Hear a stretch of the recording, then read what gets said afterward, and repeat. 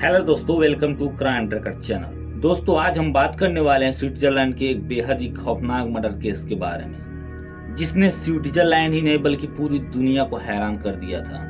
आपसे गुजारिश है वीडियो अंत तक जरूर देखें। तो चलिए शुरू करते हैं शुरू से। दोस्तों, स्विट्जरलैंड के रुप्सिल शहर में कार्ला सौवर, जिनकी उम्र 48 साल थी, वो अपने पति और 2 बच्चे डियोन, जिसकी उम्र 19 साल थी, और वहीं उनके छोटे बेटे डेविन की उम्र 13 साल थी। दोस्तों, ये परिवार रुप्सिल शहर में बहुत ही शानदार जिंदगी गुजार रहा था कि तभी अचानक वहीं पास में रहने वाले थॉमस नाम का आदमी, जो कि पेशे से एक फुटबॉल टीम का कोच था, वो डेविन का पीछा करने लगा। हालांकि ये बात डेविन को पता नहीं थी। थॉमस लगभग 1 सप्ताह तक डेविन का पीछा करता और उनके परिवार के बारे में जासूसी करने लगा। थॉमस ने इंटरनेट की मदद से कार्ला सौवर की फैमिली के बारे में बहुत सी जानकारियां हासिल करने में कामयाब रहा। दोस्तों, 21 दिसंबर 2015 को थॉमस ने डेविन के पिता को बाहर काम पर जाते हुए देखा। थॉमस को इससे अच्छा मौका शायद नहीं मिलता कार्ला सौवर के घर जाने के लिए, इसलिए थॉमस कार्ला सौवर के घर का बेल बजाया, और जब कार्ला ने दरवाजा खोला तो थॉमस ने उसे चाकू की नोक पर घर के अंदर ले गया। तब थॉमस ने कार्ला को कहा, इन सबको रस्सी में बांधो।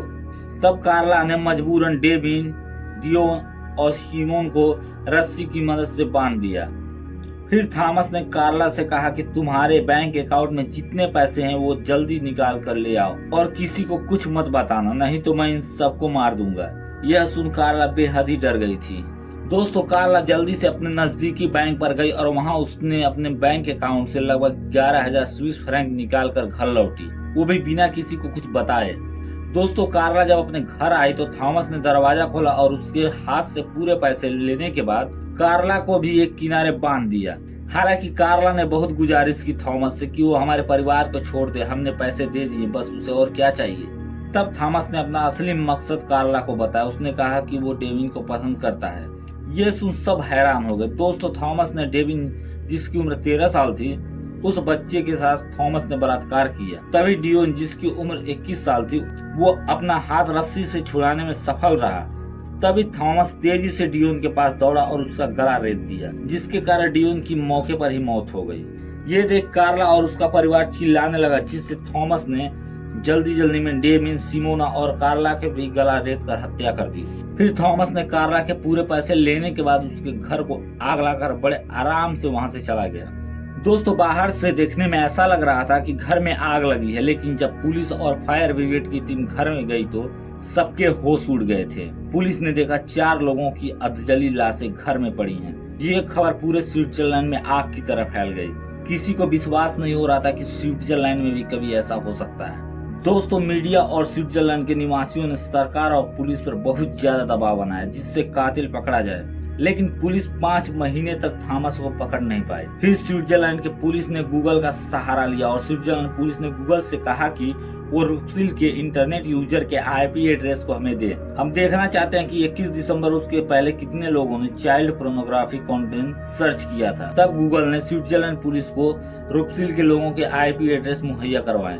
दोस्तों, पुलिस को जैसे ही आईपी एड्रेस मिला, उन्होंने सबसे पहले थॉमस एन का नाम पाया, जो कि कार्ला सौवर के घर के पास ही रहता था।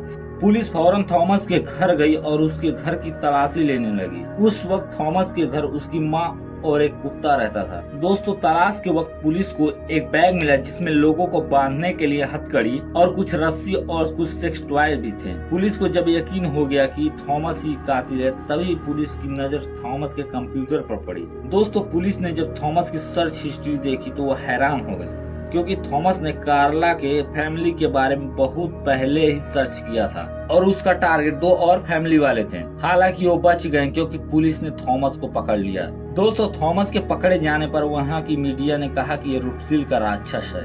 वहीं जब पुलिस ने थॉमस का डीएनए और वारदात के पास मौजूद डीएनए का मिलान किया तो दोनों सेम निकले, जिसे पुलिस वालों ने कोर्ट में उपलब्ध करवाया। जिससे देख कोर्ट ने कहा कि उन्हें यकीन नहीं हो रहा है कि एक सीधा साधा फुटबॉल का कोच इतनी नीच हरकत कर सकता है। कोर्ट ने कहा थॉमस ने पूरी मानवता को शर्मसार करने का जघन्य अपराध किया है। और इसलिए ये अदालत थॉमस को आजीवन कारावास की सजा देती है। दोस्तों, हमारे आसपास ऐसे लोग मौजूद होते हैं जिन्हें पहचान पाना बहुत मुश्किल होता है, लेकिन जब हम उनका असली चेहरा देखते हैं तो हम हैरान हो जाते हैं। दोस्तों, आपको इस केस के बारे में क्या कहना है, हमें कमेंट के माध्यम से जरूर बताएं। और अगर हमारी मेहनत आपको पसंद आई हो तो हमारे क्राइम ट्रैकर चैनल को लाइक करें, सब्सक्राइब करें। ऐसे ही वीडियो देखने के लिए धन्यवाद। जय हिंद, वंदे मातरम।